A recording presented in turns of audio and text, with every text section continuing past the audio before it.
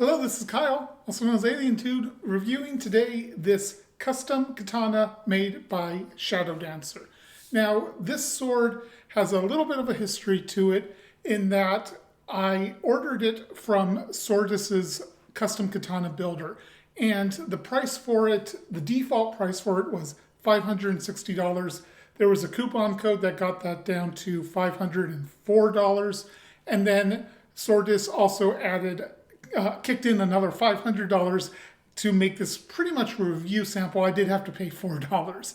But the overall price on this was $560, and the coupon code brought it down to $504. This is also the second one of this very specific build that has been sent to me. The first one had a loose habaki when I got it. I communicated with Swordis, who communicated with ShadowDancer. We tried replacing the Makugi to see if that would help. It didn't. ShadowDancer ended up remaking it and sending me this one. And then the first one is getting sent back to Swordis. So that's good customer service. Swordis stood by the product that they shipped out. ShadowDancer gave some tips on how it could potentially be fixed. When that didn't work, everything I was made whole. You know, I got a solid katana out of it.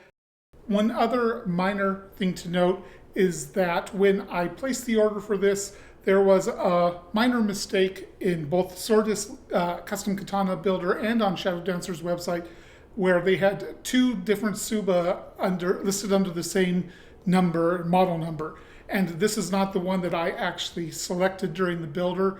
It's a pretty similar one, but it is a little bit different. And therefore, I ended up getting a different tsuba than the one I actually ordered, because the one I actually ordered would have cost more. So this one was perfectly acceptable to me, though, so I had no problem keeping this in place.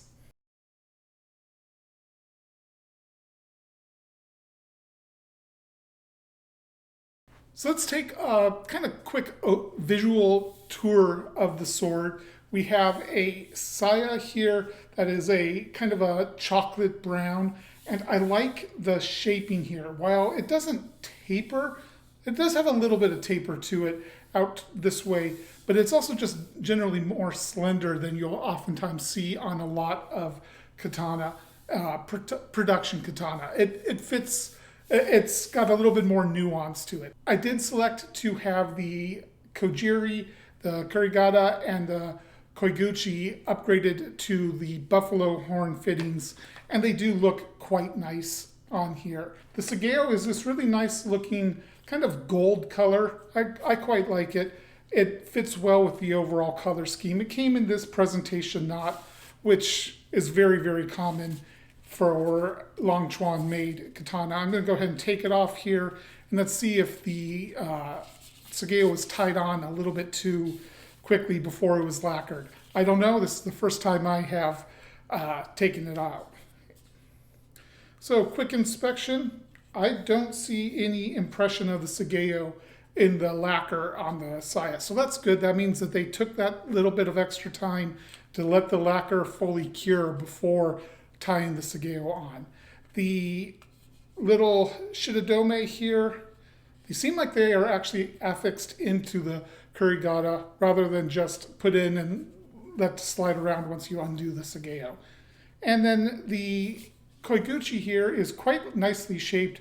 The fit is quite good for a saya that was basically not made specifically for this blade. You know, they have, I assume, a whole host of these saya, a whole host of these blades, and then when they get an order, they probably match them up as best they can. But that means they one that fits this specific blade quite nicely. It draws very easily, doesn't really get stuck. It's very easy oftentimes for the blade to get stuck as it's sliding in. Doesn't happen there at all. Moving on to the hilt, when you're looking at close-ups of this sword, you might see a tiny little bit of something sticking out from the tsuba. We'll get to that in a little bit. We have here a dark blue rayon Ito that has the Hishigami Pro upgrade on it, and it is very tight. The Hishigami is really doing a lot of work here, helping even out all the diamonds. They are quite nicely shaped. And like I said, it is very tight. Now it's not perfectly tight. I can still dislodge them, the knots, a little bit, but this is tighter than the vast majority of katana I have any experience with. And I would never complain about this level of tightness in a sword that was double this cost. This is very nicely tight and evenly done. The transitions between the Ito and the Kashira here and the Fuchi here, absolutely perfect. A lot of attention to detail there to make sure everything lines up very, very nicely. I did choose the Haiichi shape for the Suka, and it is very, very subtle here. There's a tiny bit of extra curve to it, but very, very minor. But it feels good in the hand, and that's what's most important. The Kashira here is nicely tight, does not wiggle around at all, and the casting quality is impressively good at this price point, I would say. I can still see some casting flaws here and there, but they are very minor, and you really have to look for them to find them. That's a nice, that's nice. You don't see that very often, even on much more expensive katana. And the same can be said for the Fuchi. It's really well executed koshirai on this katana. And again, that's not something that you see a lot of in this price point.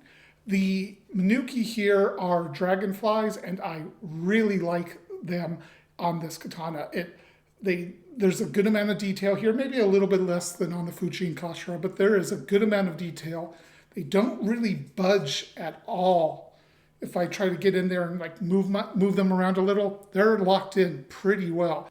The tsuba on here has a floral design, and once again, the casting quality is quite good. There's a good amount of detail here. Again, I can, if I want to nitpick, find some casting flaws here and there, but at this price point, again, this is really well done. I also like the overall design. It's got a rim here just to give it a little bit more dimension, and it just overall, it's a pretty big tsuba in terms of thickness, but it really flows very, very nicely with the entire shape, and I really like it. So I said that you might see a little bit of something sticking out from there, and that is a piece of packing tape, because the tsuba did come loose during cutting. I'm going to talk a lot more about that when I get to the cutting section, about why it came loose, if that's a problem, what I did to fix it, all that. But that's what so you know what it is. It is a small piece of packing tape. The habaki on here fits the blade very well, better than the one that was on the first ShadowDancer that was sent to me for this order, where it was just loose. It just wasn't a very well selected habaki. They should have taken a moment longer to pick the right habaki for that blade. This one is done very nicely.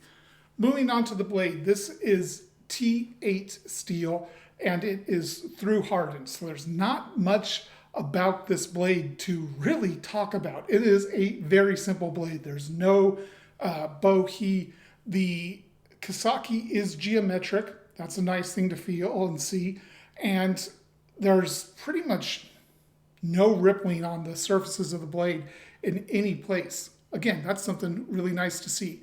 There is pretty much no niku to this blade at all. This is one smooth grind from the Shinogi G to the edge with absolutely no apple seeding or niku. So this is going to be a little bit more of a light cutter, a light target cutter, not something that's going to withstand particularly abusive stuff because there's not a lot of meat behind the edge. And to back that up, I doubt I'll be able to get this on camera, but there is a very slight roll right here on the edge. And again, I'll talk about that when I get to cutting. The polish on here is not one of their mirror polishes, it's their basic polish. And it's really nice for being a basic polish. It's incredibly even. I don't really see any errant grind lines or anything. It's a shiny satin, not as dull as some satins, but certainly not as bright as a mirror polish. And it's just really nicely done. The overall, while the blade is plain, there's really no features much to talk about here. It's competently executed, and that's really the point of what I was going for this katana. I wasn't going for a beauty queen, something that was going to just stun you with looks. I wanted something competently put together, competently made, that still looks nice without being drawing the eye. So cutting with this sword, very easy, very effective. This is a nicely sharpened sword. It's not crazy sharp, it's not shaving sharp, but it is absolutely sharp enough to do the job of backyard cutting and light target cutting. The targets I put in front of it, cut through them easily, very little effort, quick to move around. All in all, a joy to cut with this sword. I really enjoyed cutting in the backyard with this katana. So let's talk about harder targets. And this is an unintentional harder target. I hit my stand hard right here. This was what I would consider getting into abusive territory with this sword. This was certainly not full power into the stand, but this was a fully intentioned swing. I was swinging to cut the target, and instead I slammed it into a 4x4 post that is anchored into the ground. That's a lot of shock for the sword to deal with. And when it impacted there, first off, no hand shock particularly to me. There was certainly some hand shock because you can't impact that hard without getting some, but certainly not an amount that I thought was bad or that bothered my hands at all. The sword muted that shock nicely. But because it muted that shock, that means it absorbed a lot of that shock. So that's where the edge roll came from. It's a very minor edge roll, but it came from hitting that wood that hard. The other thing that happened is the tsuba came loose. So this brings me to a topic that I'm going to have to talk about for a little bit, and that is that a problem that the tsuba came loose? And this is something I wanted to get more than just my opinion on. So I talked to Matthew Jensen about it. He has destroyed a ton of katana and has a lot more experience with katana than me.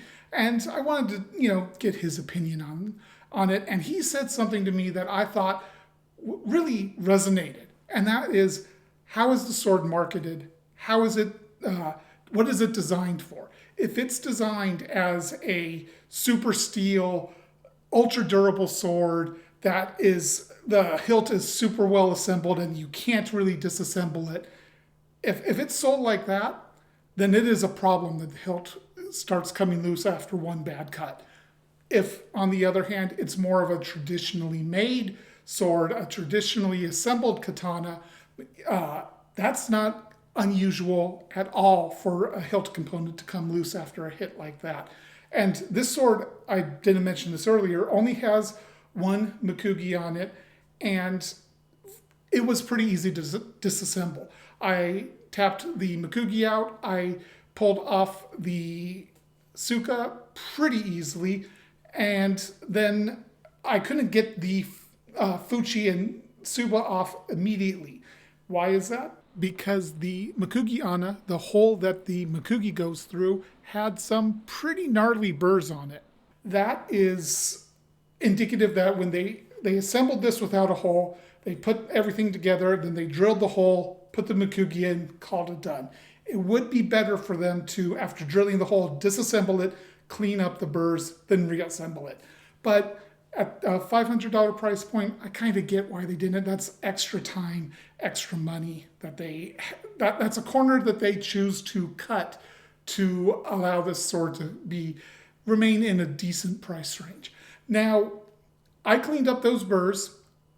That was about 5 minutes of filing, so I get it, but at the same time, that's not that much time to add to the assembly of the katana.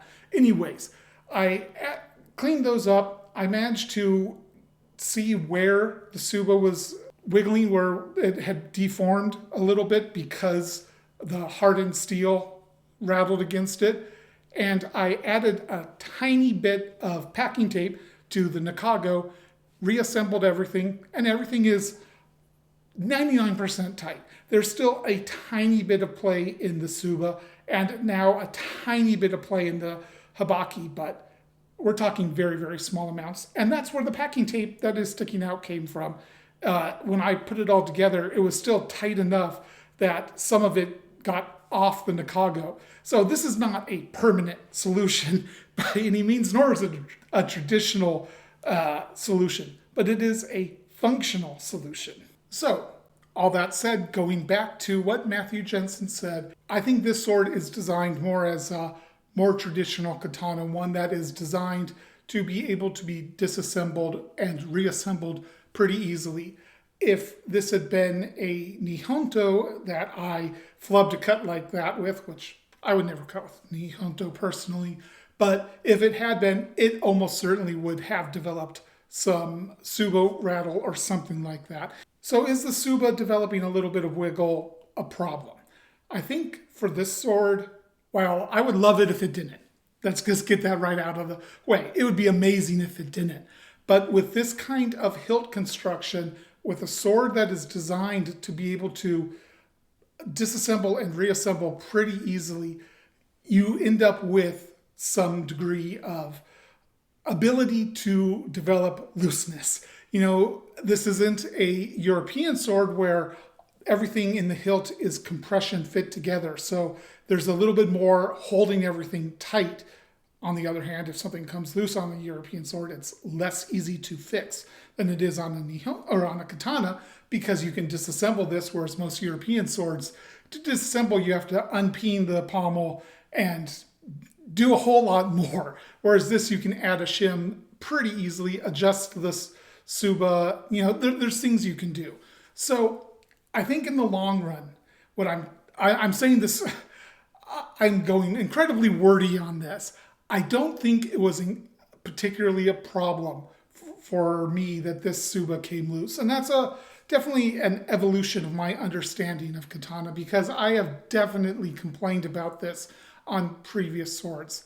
All I can say is you live and learn. So let's talk about the price. This sword cost $560,504 with the coupon code. Is it worth that price? It's kind of a hard sell for me, even though I really like this katana. And the reason it's a hard sell is because ShadowDancer has a lot of sword models at considerably better prices than this 500 and the mid 500s price. They have some down all the way into like around $100 and all the way up to 500 something, up to 2,000, 3,000, something like that. But the point is they have a lot of budget swords that are probably around as good as this one.